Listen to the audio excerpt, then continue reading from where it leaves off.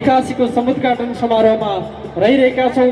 झाँकी र्यालीमा उपस्थित सम्पूर्ण महानुभावहरू, विभिन्न संघ संस्थाका प्रमुख तथा प्रतिनिधिज्यूहरू, यहाँहरू सबैलाई हामी हार्दिक सम्मान व्यक्त गर्न चाहन्छौं। यति बेला हाम्रो साथ त्यो हेम्जाको माटोले जन्माएर राष्ट्रिय तथा अन्तर्राष्ट्रिय स्तरमा साहित्यको माध्यमबाट एउटा भाषा आन्दोलनको माध्यमबाट चर्चित हुन सफल कविवर मुकुन्द शरण उपाध्यायको आगमन भएको मैले सुनेको छु।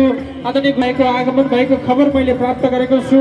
गुरुलाई ससम्मान स्टेजमा आसन ग्रहणको निम्ति ल्याइदिनको निम्ति म साथीहरूलाई अनुरोध गर्न चाहन्छु। हाम्रा भोलिन्टियर भाइ बहिनीहरू गुरु कता हुनुहुन्छ, गुरुलाई स्टेजसम्म ल्याउने वातावरण मिलाइदिनको निम्ति हामी हार्दिक अनुरोध गर्न चाहन्छौँ। यति बेला हामी सुन्दर ठाउँ हेम्जा जाउँ, आलुका स्वादिष्ट परिकार खाउँ, आलु एक परिकार अनेक भन्ने मूल नाराका साथ 13औं संस्करणको राष्ट्रिय हेम्जा आलु महोत्सव 2081 को समुद्घाटन समारोहमा जुटिरहेका छौँ। वैशाख 3 गतेसम्म यहाँहरूको यस्तै सहभागिता रहनेछ भन्ने हामीले विश्वास पनि लिएका छौँ।